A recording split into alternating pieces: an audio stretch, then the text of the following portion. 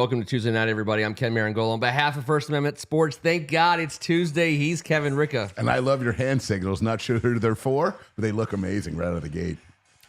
Well, I appreciate that. Wait, what is that? Oh, we got to check her out. I always freaks me out, man. It always freaks me out. We got a special show for everybody tonight. We're very, very excited to have a special guest. And we'll get him on here momentarily. And then we got it. Okay. Let's see. Hold on. You know what? I just got to figure out how to get this going. Let's see. I think we're already going. No, we're going. But I want just to check. Are you getting this? Give me a thumbs up if you're getting this. All right, cool. All right, so we got an awesome show for you guys tonight. We are missing, we're down a man in the basement. T is not here tonight. He will be here next week. We will continue our off-season coverage, the year 1 AD. It's the greatest year of our lives, the greatest year of our Redskins fandom. We appreciate everybody hanging in with us and basically making this... this ride enjoyable, and one of the reasons why it has been so enjoyable, not just because we've been able to hang out every Tuesday night for the last 8 years. We rode the dragon, so to speak, for the last 20 plus years, and we emerged victorious. I like to think we emerged victorious. Is that fair? I went totally different over at my house. The dragon riding seemed fun, but yeah, it's been a tumultuous 2 decades, but this is fun. You guys make it fun. We got one of the old school homies in the house tonight that we've been going way back in the day with. It's awesome to have our guy back in here talking some Commanders football. But yeah, man, if you're here, if you're still listening, then we're on the same gang. We're together in this. We've made the choice. The time has passed to jump off the ship. We're going down with it. But this is an exciting time, though. This is really, really exciting to finally see the light at the end of the tunnel. And I think that's what we're feeling. And it's bright. It is bright. It's bright as hell. It's bright as hell. It is kind of bright. We got this big thing going on this year now. All right, so Greg Martin, Mike McDonald, Robert Cohen, EO, Ken Harris, AGH, Nasdat, all our folks across the pond, across the drink who are joining us tonight. We appreciate you guys. It's a testament to the joy that people have about this team. Our offseason started a while ago. Some people are still playing football. I mean, that's just a fact of life. Only four. Only four teams now. We're once again not one of them. Well, specifically, or the last one that played in an NFC title game in the NFC. But that's fine because that light at the end of the tunnel is huge.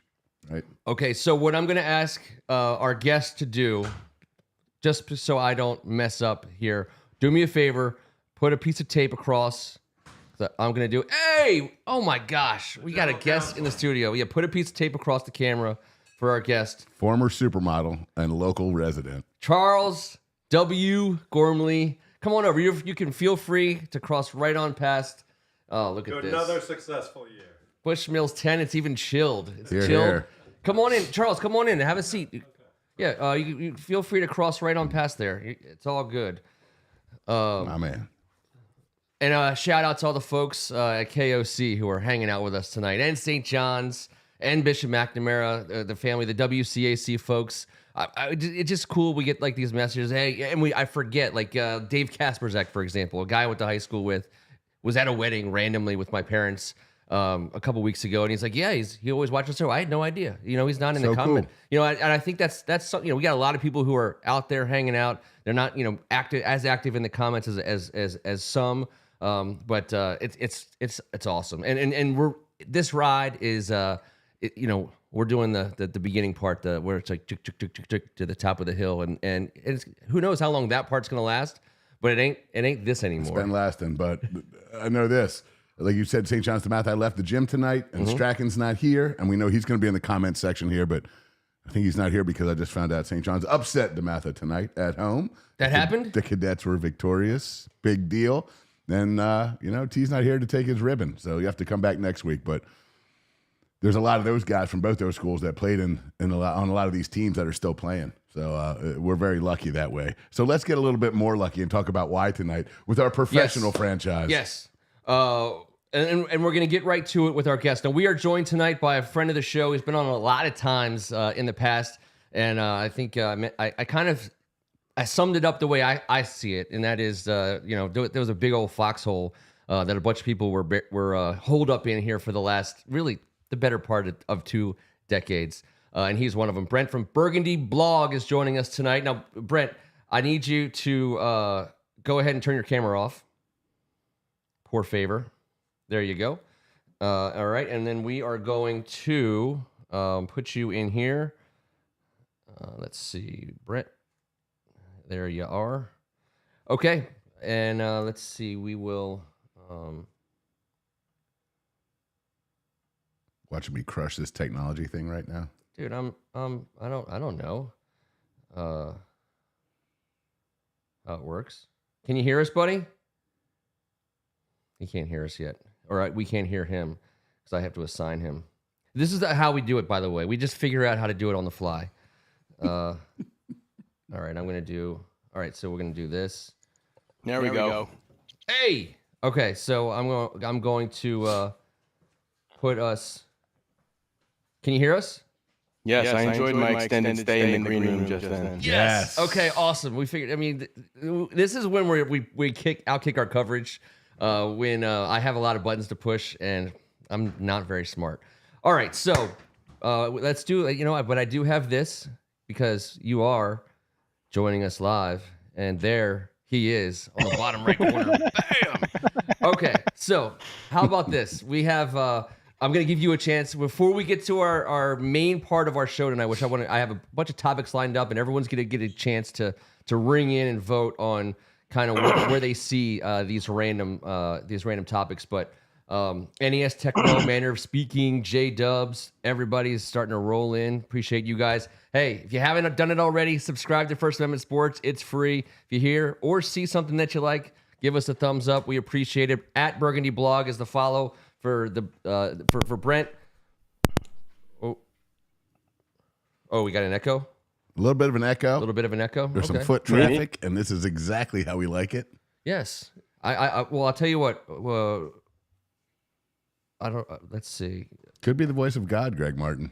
It could be the voice of God. You never know who we get on a Tuesday down here. All right. So, why don't you give us a sense of where you're at spiritually regarding this team, Brent? I'm with you. I support your enthusiasm and optimism. I mean, hell of a time, right? Sky's the limit now. I mean, it's just obviously night and day, just literally or figuratively, I suppose. Night and day. Everything in my view, everything is at least potentially within reach. Whereas for so long we just lived under this shadow of futility. And so, yeah, obviously, like who knows? I doubt they'll have quick success, and nothing is guaranteed even in the medium term or whatever. But it's awesome to be able to care about the team again, and just I mean, for me, one of the biggest things is being able to give the decision makers the benefit of the doubt now, and feeling like there will be hits and misses on personnel and play calls and decisions and everything, but it feels like that things could end up go in the right direction now, and that just changes the whole viewing and even like fan interactive experience.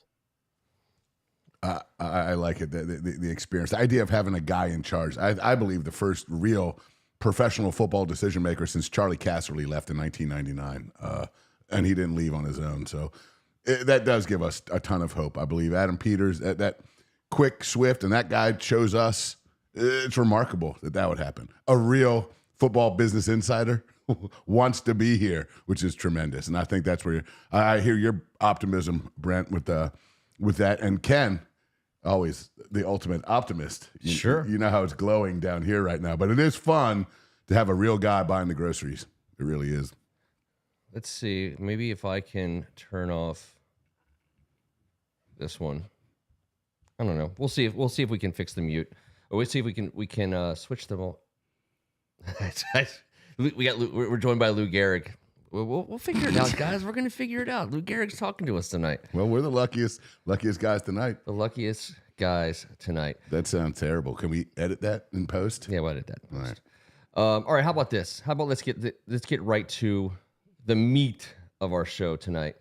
And we'll start with this. We'll start with the first one, and that is this guy, right? So this isn't going to be any kind of question or topic, but this is the guy we wanted. This is the guy last week we didn't get a chance to meet. It was made official. Adam Peters is our guy. He's in charge. He's making all the decisions. He's driving the car. Everything that we wanted to happen with regard to this guy is happening. The coolest thing about it is that he wanted the job. His job, he didn't want any jobs last year. He was impressed by Josh Harris. He was impressed by Magic Johnson, Bob Myers, all that stuff. But it's just refreshing that the person who is going to be most responsible for putting our team together wanted to be here. I don't know. You just can't say enough about that alone. Not to mention the pedigree, not to mention the track record, and really the belief that it's not about like we're assuming he's going to get it right, because people don't always get everything right. But you assume that what he does and what he decides and how he moves forward is going to be based on just like totally different shit than everything's been based on here for the last 20 years. I agree with you 100%. I was waiting for Brent to chime in there because he got the ball rolling. But yes, Brent, where are you at with Adam Peters? Yeah, I mean, it's everything you just said. It's obviously true that the only way you would have gotten a star like this before was to overpay, was for Snyder to overpay for him. And even then, it never would have worked out because he wouldn't have had the necessary resources and people around him to make it. And so it is a completely just jillion% situation. And I think also that, obviously when Peters was considering this in his candidacy and as he's been looking, for years now, he's been sort of a hot name for a possible next GM, but of somebody. And of course, last year, I guess, supposedly he turned down some jobs or didn't take interviews or whatever. But I think he comes into this not only with a ton of cap space and a ton of draft picks and so-called blank slate or whatever, but it's also not just. I think Josh Harris is not just your like average sort of neutral, unknown new owner who has yet to distinguish himself for the better or the worse. He's got this track record with other teams, and he's widely respected in both the NBA and NHL. So I think Peters can know. I mean, not only because Harris hired his buddy Bob Myers to come and help recruit him anyway, but Harris can know and trust that. Peters can know and trust that Harris has done this before, and he's shown with the way he's handled, Daryl Morey's and the Doc Rivers and everybody over there that he knows what he's doing. He's not a clown. God, he's so not a clown. I love that he brought his young family here. He's looking to grow something, be a part of something over the long term. He embodies really what everything we wanted the year one AD, to be, the ground floor of something awesome. So I'm excited, and not going to spend a ton of time on Adam Peters necessarily tonight. He's got a lot of work to do. And also, this isn't about like being skeptical or cynical, which we've been trained in many cases to be over the last, 2 decades. But, hey, this guy's got to come and do the work. He's still got to show us that, he's going to do what we hope he can do. He's not God. He's pretty close, I feel like. But he's not. And he's got. He's got to make the moves, and he's got to do the work. So we're gonna let him get to it, bro. We've been worshiping false icons for a long time around here. Let's not. We can't just flip the G word around willy nilly. But you know what?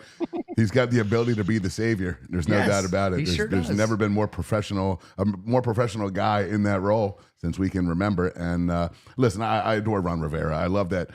As a coach of little kids, you always teach them, leave this place cleaner than you found it. I believe Ron Rivera did do that at his level. Yeah. He left it cleaner and more cleaned up than what he found, and I appreciate that out of him. That I tip my cap to him for. But I also appreciate how we went out, because now we have a guy like Adam Peters, and we're about to have kind of a big deal as our head coach. And that's going to be something fun to talk about. Well, let's talk about the head coach. So we'll take Adam off the board, and let's put this guy. Let's put this.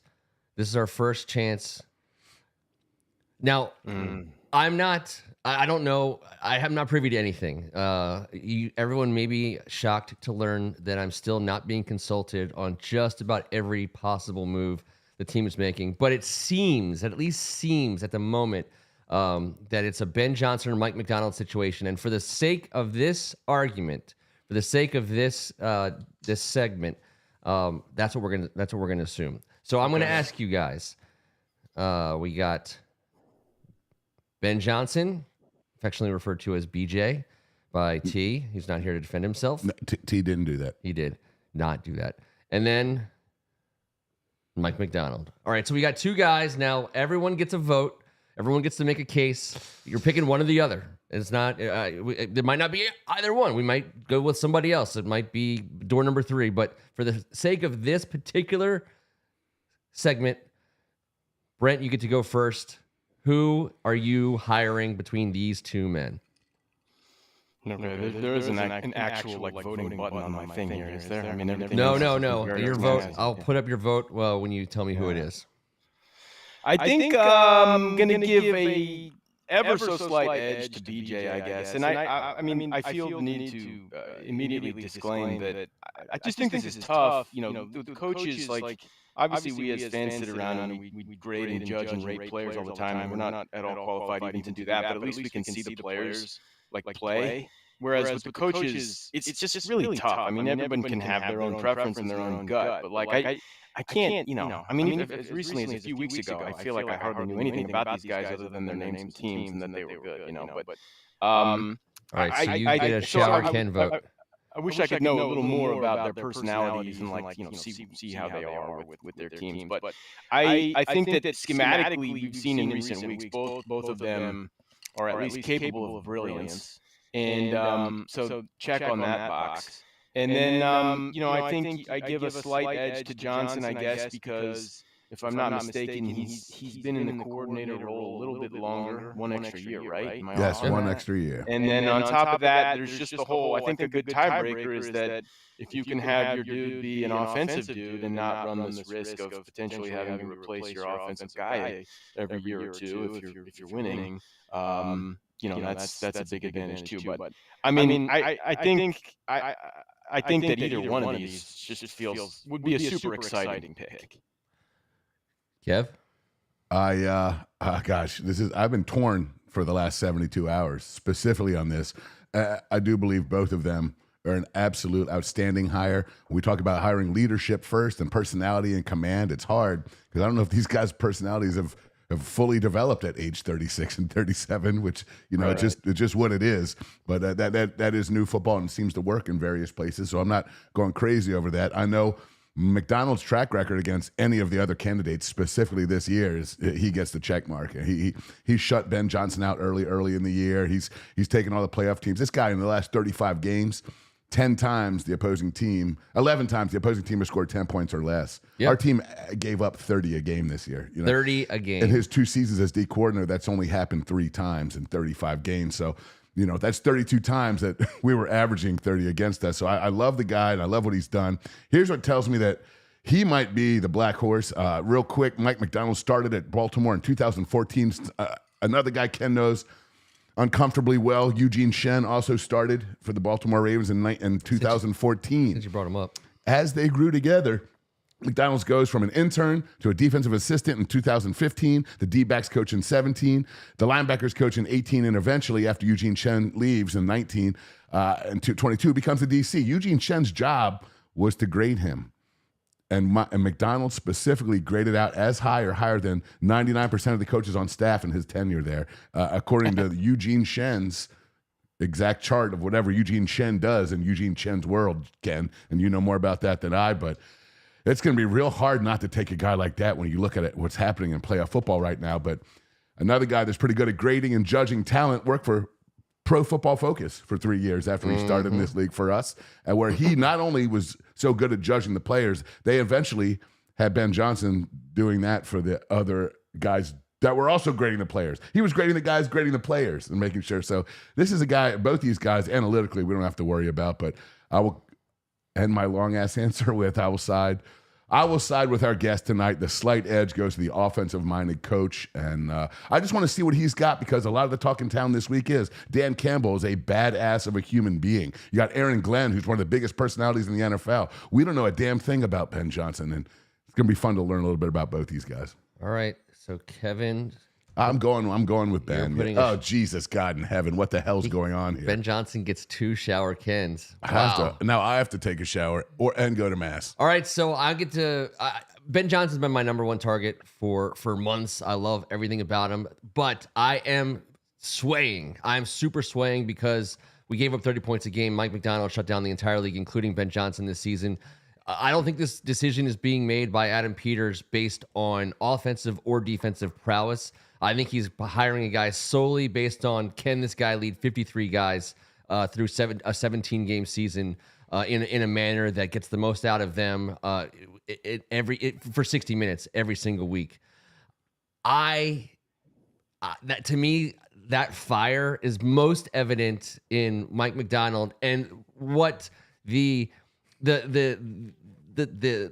guess the thing that teeters it over the edge for me is as we begin our new era of post Hornswogler, whatever we want to call that guy, as we begin the new era. I love, we got Adam Peters from San Francisco. I love plucking from organizations that have been doing nothing but getting it right. Detroit has obviously been doing a lot right. But the Baltimore Ravens have been a class organization for quite some time. I'm going to go a little bit against the grain, and I'm going to put a shower Ken on Mike McDonald. I'm sorry, Mike McDonald. You get a shower Ken. I'm hoping Brent's still here. Are you still here, Brent? I'm just enjoying all the shower cans. Yeah. It's 3 too many shower cans. 3 too many shower cans. But still, I lose. The consensus is Ben Johnson over Mike McDonald. That gets it. I just also want to say, since we're not making this about Adam Peters tonight, I hope it's not offensive what I'm about to say. I really do. And usually we need our general counsel. There's a goddamn picture of you in a freaking tiny towel 3 times on the screen. I think you're all right. That's a shower mat. That Motel 6 was out of towels, but they did still have a shower mat. Well, that thing's been run across the line of scrimmage one too many times for my liking. That was in Canton, Ohio, everybody, for Darryl Green and Art Monks. Anyways, here's why I don't want to be offensive. I'm going to play the part of the 1950s wife as a fan of Adam Peters this year. He gets everything he wants. Right. Everything. Right. Dinner's on the table on time when he gets home. I'm vacuuming the rug every day to get the vacuum lines and just the way he likes it. I mean, we're talking unlimited blowies. Anything goes. Ooh, Adam Peters gets his entire wish list. He's going to be the happiest husband this side of wherever town Leave It to Beaver was staged in. So I agree with the board. Board's I believe it was Los Angeles. Was it Los Angeles? Sure. L.A. It seems like an L.A. kind of show. He gets it. He gets everything he wants. And so if whoever he decides, I'm fully on board with. So to the people on the board who's I just want whatever Adam wants, we all do. What's exciting about that also is if he wants Ben Johnson wants his offensive coordinator to be none other than local celebrity Hank Fraley. Gaithersburg High School, grew up around the corner from my house. I'm not personal friends with him. I have been the bartender while he's been at the bar. Many friends with personal. This guy's a dude. He's like an old school guy. He does not deal with BS. He is a old school cat. Yeah. So if you're worried about Ben Johnson being young and not the leader, I know he's bringing his main dog with him, and it's.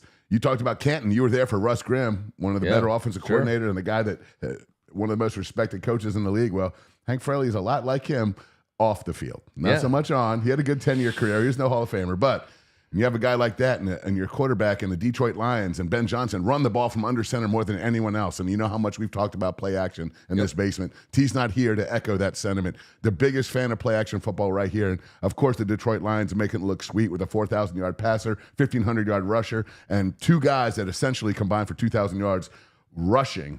I mean, that's a big freaking deal. And we haven't seen the likes of that since Norv Turner left town. Brad Johnson had 4,000. Westbrook and Connell had 1,000 each. And Stephen Davis had, I believe, 14 to 1,500 yards that year, maybe 16. So those are the days that make you feel like Ben Johnson might be that dude.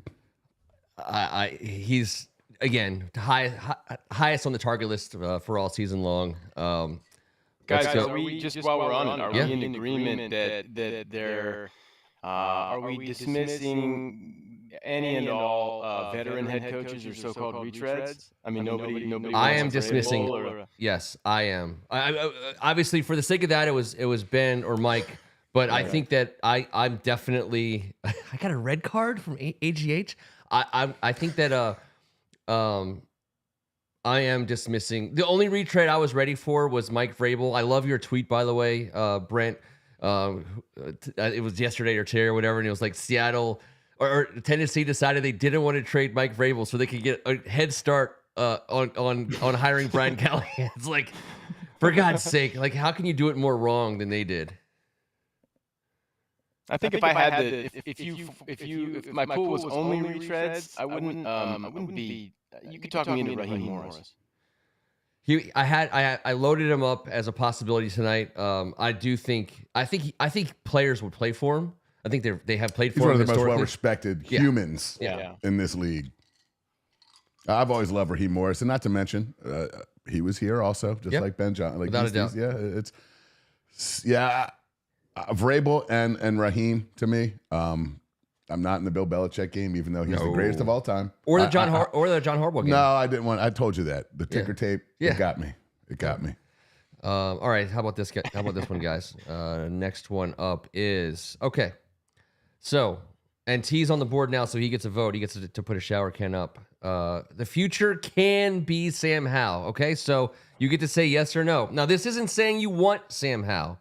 This isn't saying you think Sam Howell should stay as our quarterback, that we should pick him. This is saying either, the future might, there's a possibility that Sam Howell could be here and be the future, or you're like, you know what? Sorry, there's just no future in Washington with Sam Howell. Again, Brent, you get to go first. Can Sam Howell be the future here, or is that ship out to sea? I'm pretty literal, so I'm going to go with a yes. That's he technically can be. I mean, as recently as like, I don't know, 7 or 8 weeks ago, I was thinking that he would be. So, I mean, he sucked down the stretch, no doubt. I mean, he had many obstacles that he failed to overcome, and so he was not put in an ideal position to show off. Don't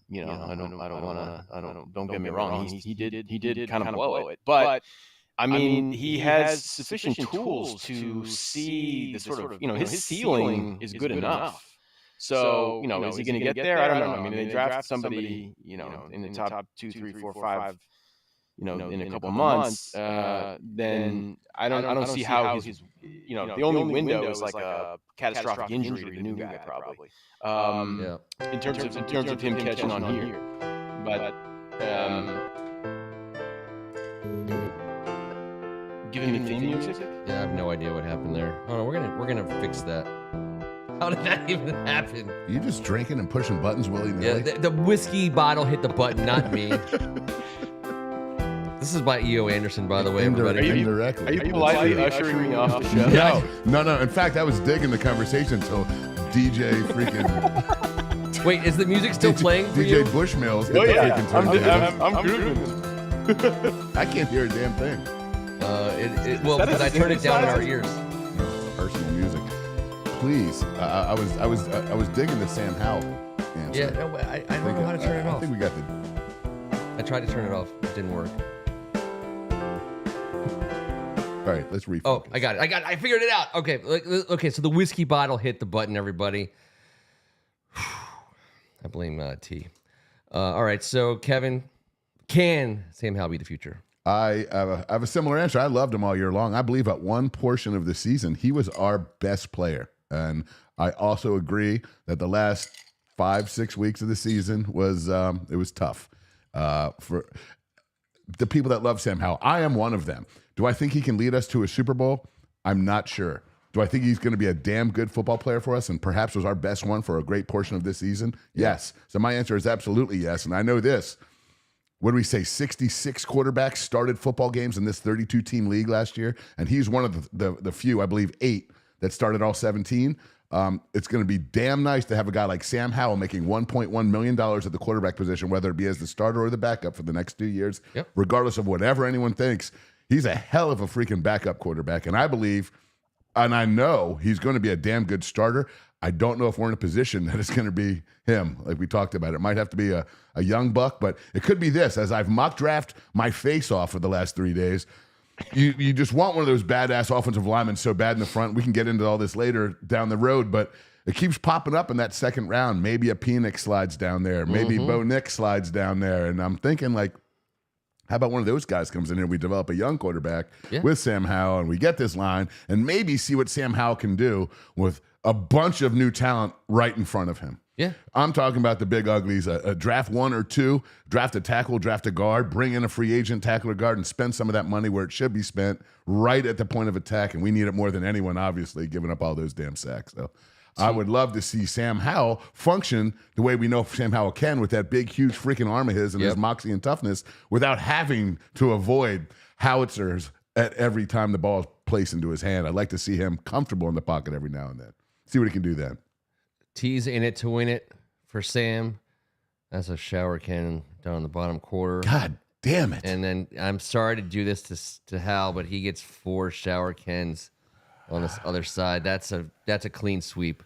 That is a clean shower sweep. T's not here. There was no pre-meeting. I had no awareness of shower cans and their functionability tonight. It's kind of grossing me out. And yet... I keep looking at this game. And yet you can't look away. It's like a train wreck. It's a Sam Howell and a train just collided face to face. All right, well, you know what? Let's clear the deck because we're going to go with the next issue. You know what?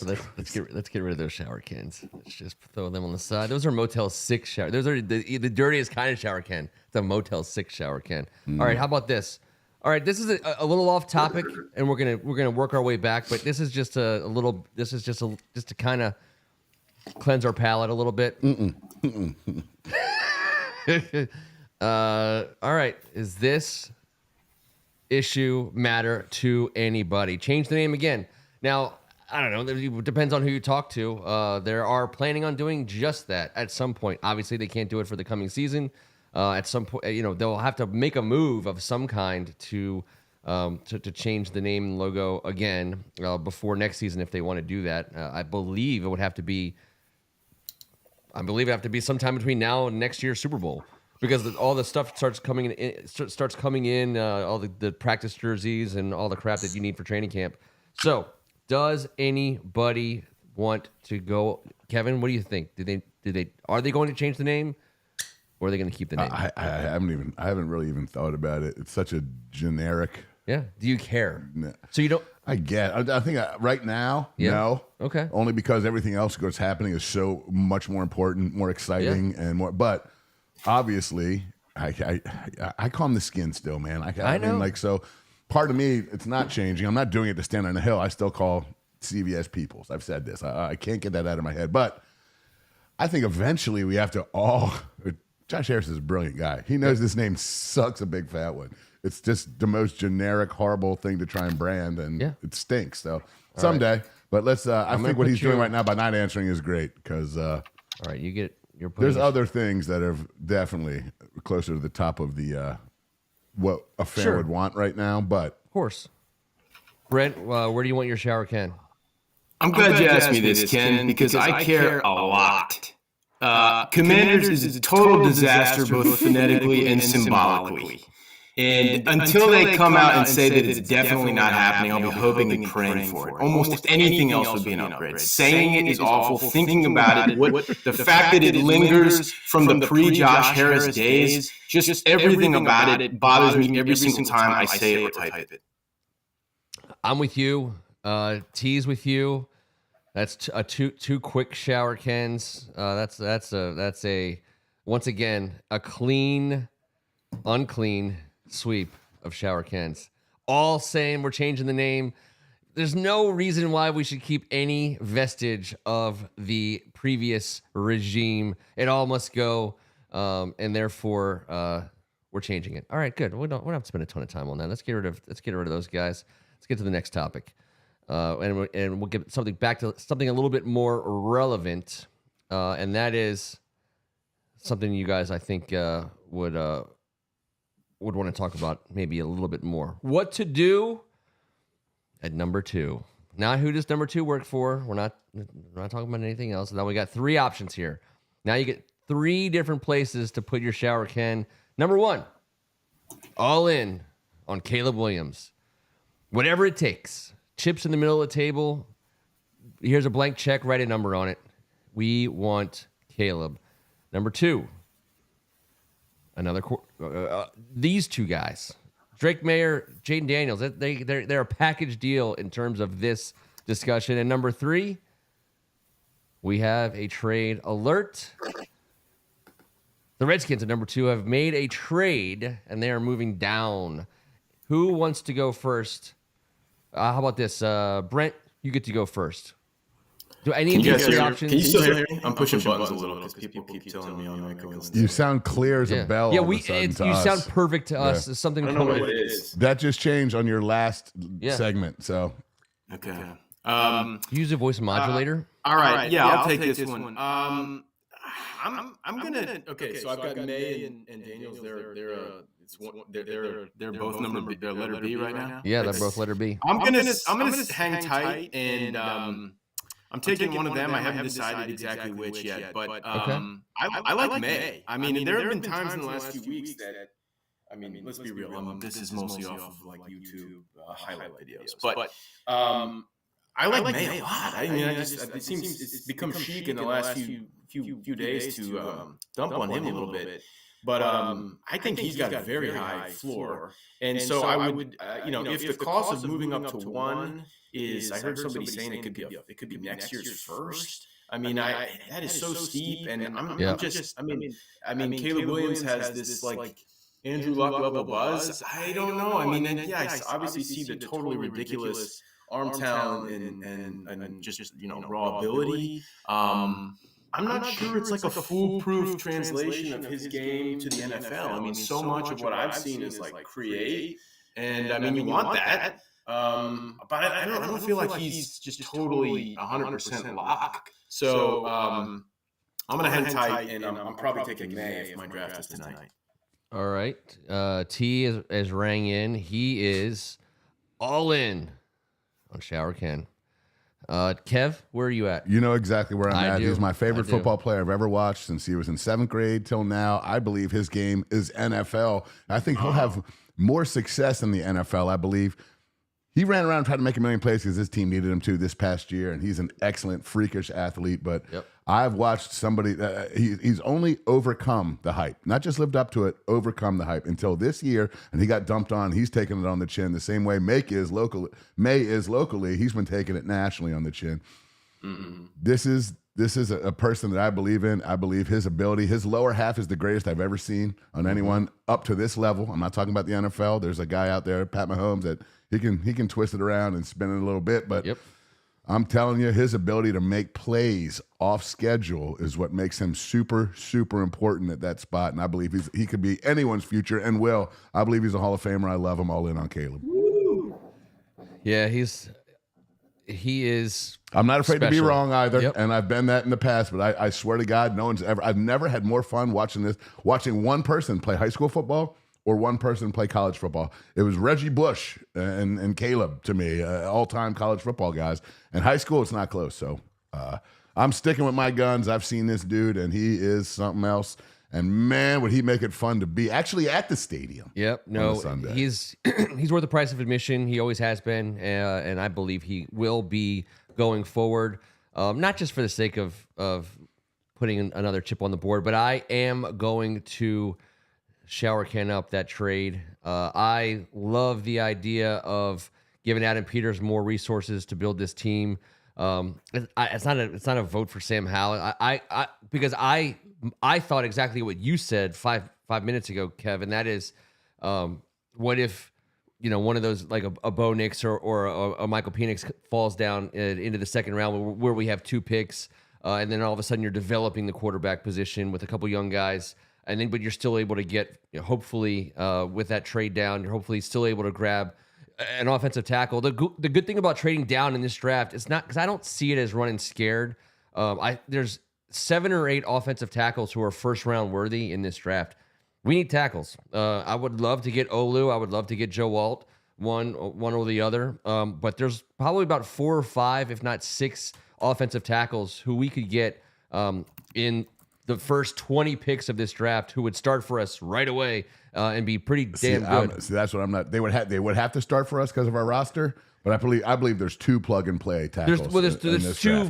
There's 2 top of the line. That's Joe Alt and Olu. But I think there's 7 or 8 guys that will be. I believe that the over under is call it 6.5. I think there's going to be 7 offensive tackles in the first round. And whoever we get is plug and play.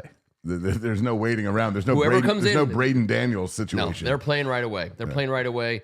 I think instead of us giving up the next year's first to get to move up, I think all of a sudden then we net a second first, and then you turn this year's draft haul into 2 straight years of giving Adam Peters more to work with. I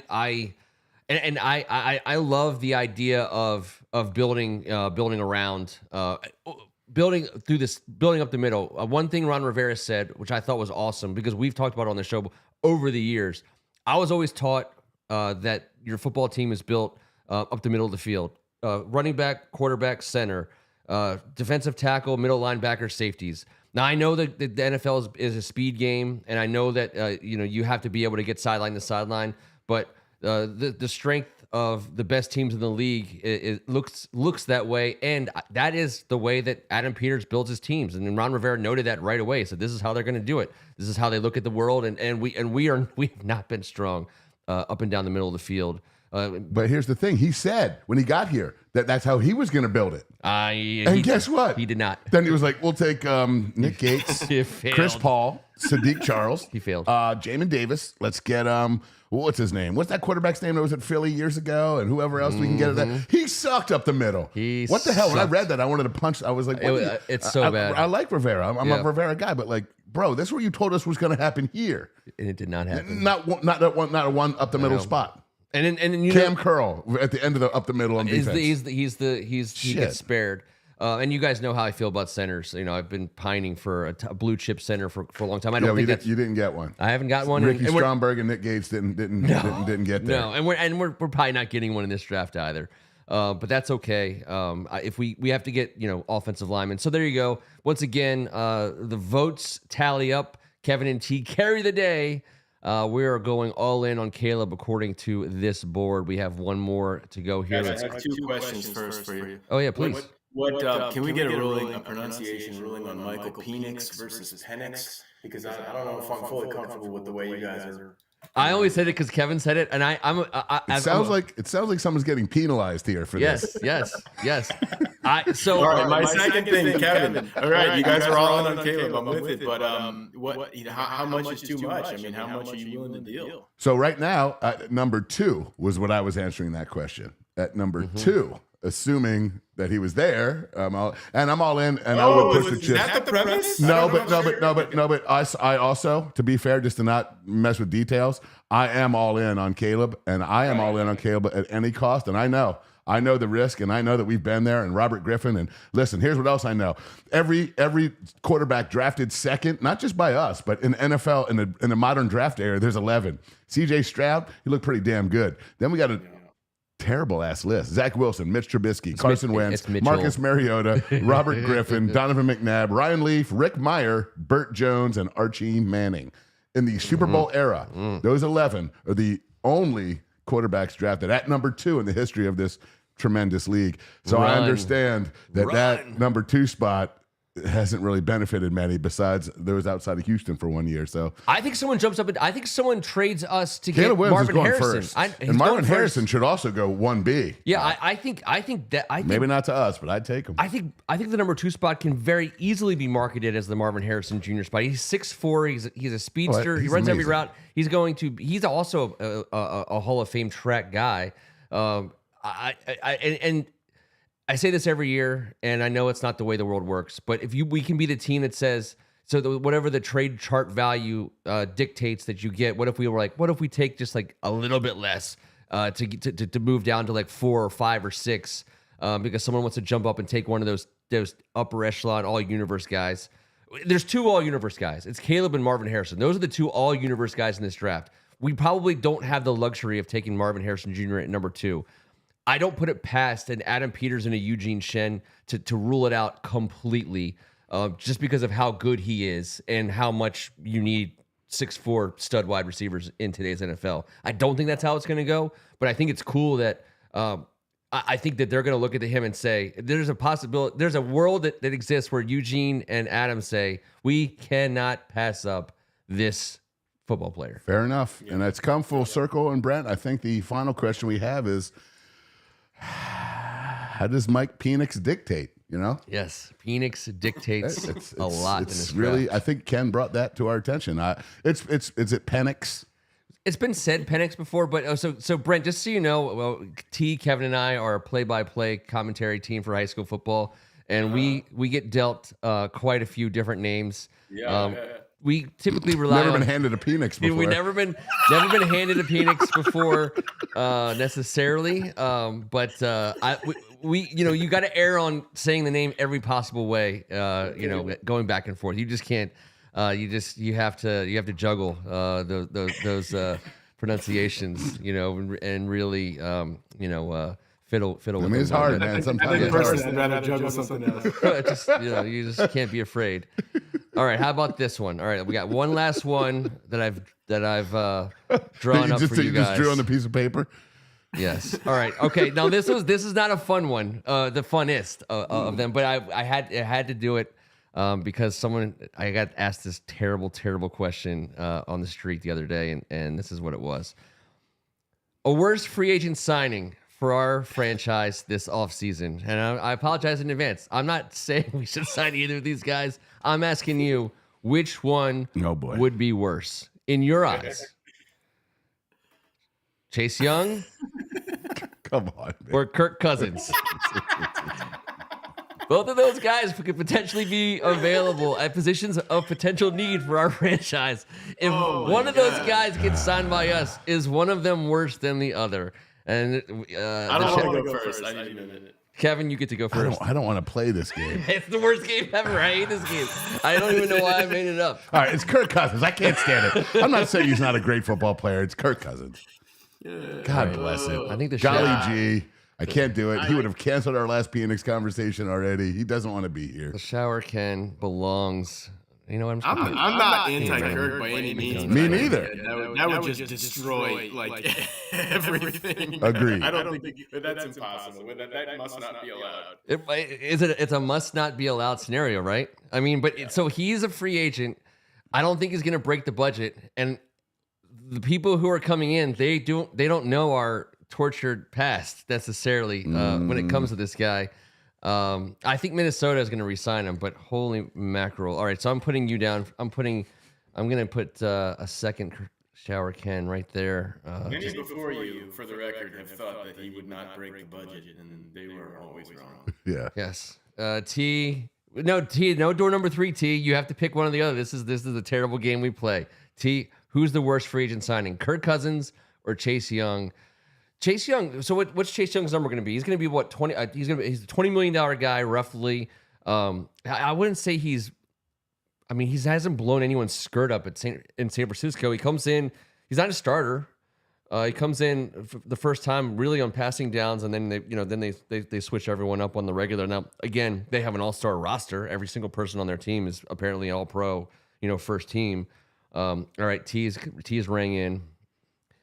He wants his shower Ken right there. Oh my God! If Kirk Cousins ever saw this, that is That is special. And I was wrong about CY this year. For the record, I thought he would really bounce back. And Me too. We did too. And it's not like he wasn't like athletic, but he just didn't make plays. I remember him scooping the ball up like a wiffle ball.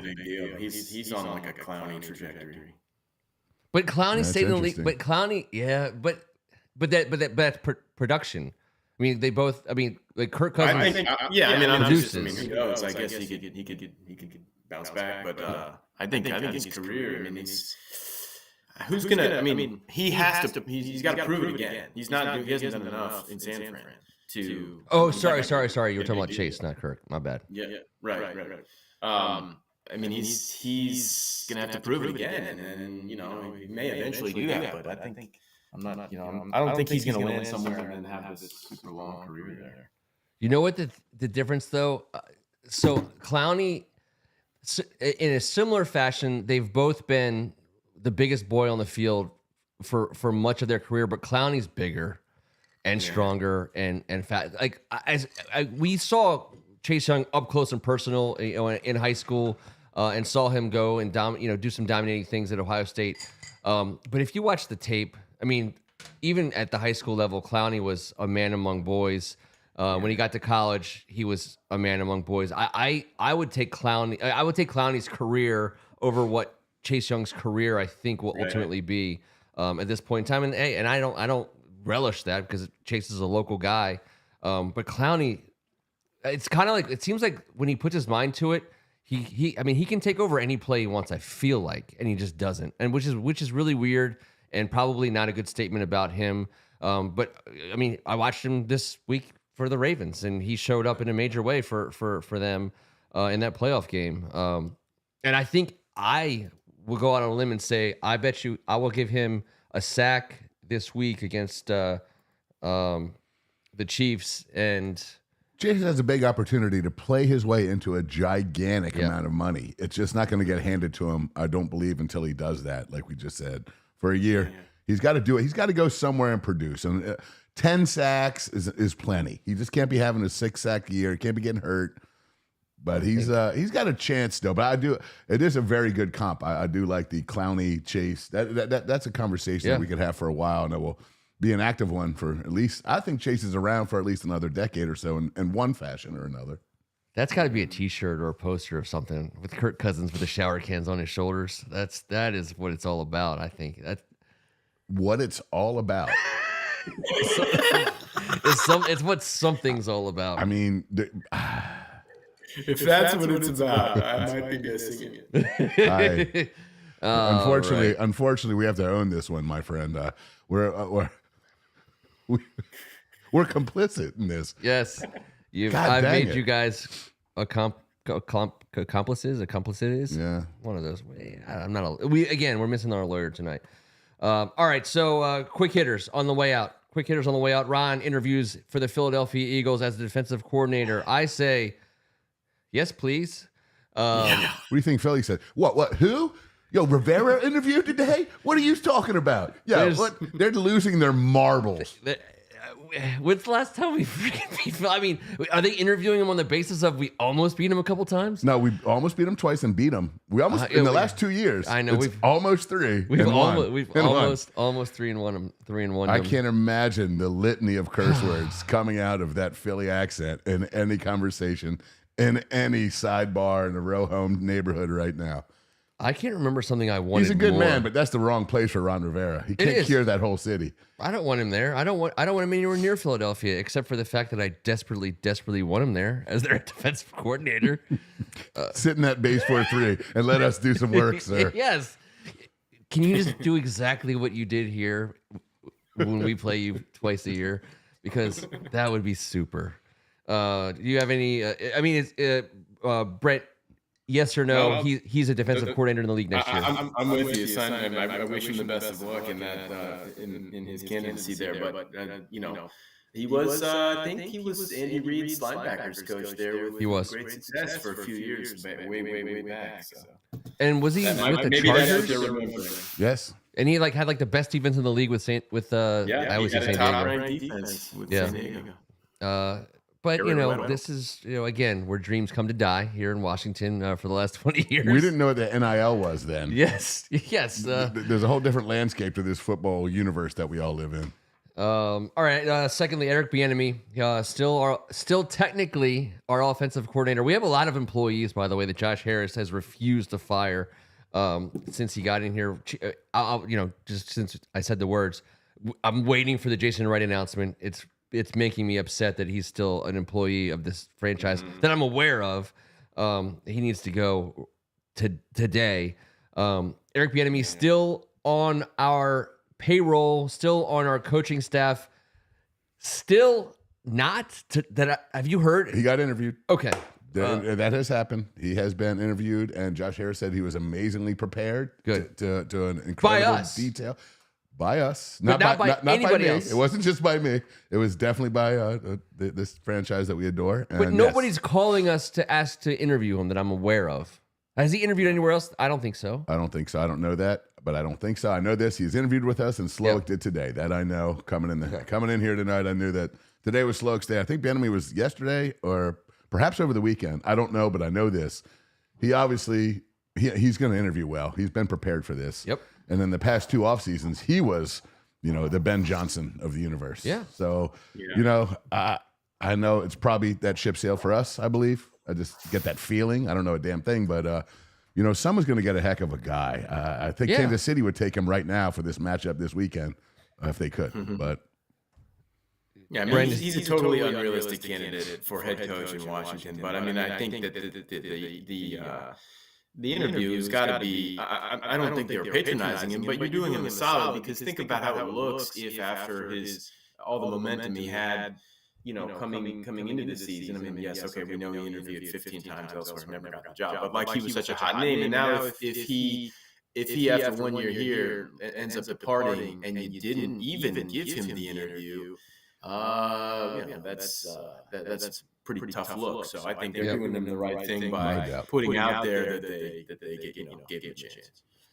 Yeah, I don't think he was ever a candidate for us. Realistically, but that's not. I mean, I was holding on to the hope that we could get something for him. I don't want to torpedo his possibility of being a head coach somewhere for a 4th round pick from somebody, but at the same time, I also don't want to Tennessee Titans it and just give up that possibility. I think all three of us agree on one thing. Why the hell did he come here? When it happened, I thought there had to be an end game. There had to be something that I'd be filled in with later. What the hell, man? I'm convinced Dan Snyder / Tanya Snyder told Ron Rivera, "We're going to move you into the front office, and you can groom your successor." And it can't be Jack Del Rio. I hate when you say that. Can we get I don't like groom. You don't like groom on that. Gross. It's so gross. Understood. Michael Penix would be okay with that, but that's okay.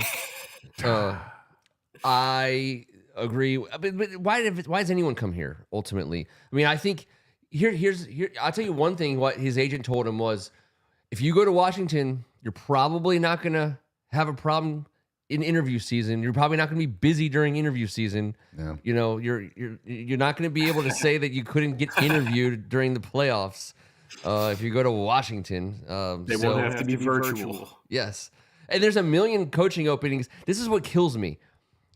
How many years in a row was he unavailable for interviews, yet a candidate? Yeah. No, he got screwed. And then we come into a year where our offseason has been well underway, and I don't know that anyone has called to ask for his services. Yeah. That's crazy. So I don't know. Whatever. I have no idea what that's all about. I thought it's obviously noteworthy because he's our OC, and I probably linked in some way to whatever we do with Sam Howell. I mean, I thought he did a very good job with Sam Howell. I thought so too. Brent, you got any closing thoughts for us? I think we've covered it pretty well. Thanks for having me, guys. Hey, man, thank you for being with us. Yeah, it was awesome, dude. At Burgundy Blog is the follow, which everyone here obviously already knows because he's crushing it. And we will hopefully see you soon. You won't be a stranger to the basement. Yeah, maybe someday with the mask. Yeah, with the mask. No, what? Even just to come on like this. No, just like this. We have your It's logo. getting weird down here. There's people are wearing all kinds of masks. You can put your shower can on whatever you want from distance. You don't need to be here for that. Right on. Thanks. Hey, all right, buddy. We'll see you soon. And Godspeed. See you guys. Thanks a lot, Brent. Appreciate you, brother. All right, that was Brent from Burgundy Blog, and we're just working on our interview capabilities with our whole new setup. He's no longer joining us live, so let me go ahead and turn that off. Hold on, where are we at? There we are. All right. Hey, look at that. That was fun. That was fun. The thing is like we used to talk. We used to talk on Tuesday nights by phone with him on this very show from this very spot in a much different, darker, terrible time. And today, all of our board members consider themselves the luckiest man. Yes. Yes. Thank you guys. We'll figure out our sound. We're all about looks. Listen, they're still here, which is so great. Yes, we appreciate you guys. Once again, subscribe and like. That's how we do. We're going to be back in 7 days to talk about the greatest football organization this side of we're going to say the Pacific Ocean. It covers a lot of ground. It's the number one, the number one place for football joy, which is so weird. This is what we didn't get to talk about last week, and kind of like our closing thought about how happy we are as Redskins fans. Not just because we got rid of the old guy and got the new guy, not just because we got Adam Peters and not just because we have $100 million of cap space and 5 picks in the top 100, not just because of all of that, but we got to watch the Cowboys get waxed in the playoffs. We got to watch the Philadelphia Eagles get waxed in the playoffs. Now, I'm not like what do you call that, Schadenfreude or whatever you want to call that. I'm not like relishing necessarily in other people's misery, but I kind of am. But I don't depend on it. Like I'm happy without it, but the fact that happened was also very pleasurable. Schadenfreude, relish, dependable. That sounds like a bratwurst order. I don't have anything else to say. All right, but were you happy about those things? Did that give you joy? Yes. I want joy in our lives. I agree. I think it's a joy. And I want joy in all of our lives. And apparently right now our partner has no joy in his lives, having to describe to his daughter what unlimited blowies means. But I read that on the thingy, and who am I to not tell the truth? Adam Peters gets whatever he wants. It's just that's how it goes for this entire offseason. It's like the Mary Poppins line when he's like, my slippers, Sherry and Pipe are due at 6:02. I mean, that's what it is. Everything happens the way he wants it. Right. No matter what. Whatever. I'm cooking it. You can. I'm doing whatever he wants. He should. In the kitchen, and I'm doing whatever he wants in every other room in the house. I'm just saying. What else do you want from me? Can the echo come back? Is there an echo out there that would like to? Okay. Oh boy. It's a joy. It's all about joy. It's the Joy Tour, taking us back to the 1980s. We will see y'all in 7 days. It's going to be 60 degrees here in the Mid-Atlantic. It's going to be. If you think that shower mat. I mean, what comes after the shower mat? That might be a little bit too. It might be too warm for that. And shower next mat. week's show live from the Red Roof Inn. Yes. In an undisclosed southwestern city. We can't afford Red Roof Inn on our budget. I mean, we're piling into a Motel 6 room, and that's about as good. By I hope our good friend Charles Gormley and you is what you're referring to, because I'm not pouring into any of this. The rule is, and everyone knows the rule, comes with 2 double beds. Whoever gets there first, you lock the doors and you don't answer the knock. I mean, that's how it is. And then maybe some people have to sleep in their cars. Whatever. That's the game you play. That's the dice you roll when you stay at a Motel 6 with your buddies. I guess it is. Whoever took that photograph, I would like to arm wrestle and sneakily left-handed punch his face. Thank you guys so much for hanging out. He's Kevin Ricca. Hey, man, thank you guys so much. It's always fun as hell. And by the way, check out Burgundy Blogs. Mm-hmm. So the dude has been doing this for a decade. He's a passionate guy, and he doesn't hold back. So it's always nice to have him around. It's cool that we got to do that. And aside from the sound, we'll figure that part out. But we've got a lot of toys and tricks and abilities these days, Ken. And the random buttons get pushed by whiskey bottles. I blame EO. He's got to make the cross country trip and really get this show back on track. AGH, Nasta, thank you for staying up super late. What time is it there? It's like 3:00 in the morning. By the way, Greg, I did recognize that earlier. We're the last team that's played in the NFC. Yeah. Yeah. You know what? Thanks a lot, Detroit. What do you say, Ben Johnson? Why don't you come and rectify that shit over here too, my man? So here's the thing about us. I don't think when we win the NFC, when we win the divisional round to go to the NFC Championship game, I don't like there won't be the same level of tears that there were in the stadium in Detroit. And I think because the older ones of us, we saw 4 Super Bowls. We won 3 of them. Right. We were the dominant team for a while, and Detroit was never that. They had some good squads, but they didn't dominate. NFL championship, but no Super Bowl. Yeah. So, we're not taking no shit from their fans. No, but now we get to wear who wasn't except for Tampa Bay fans who wasn't rooting for Detroit. They're not a hateable team by any stretch, right? And they're lovable at that. Campbell's lovable.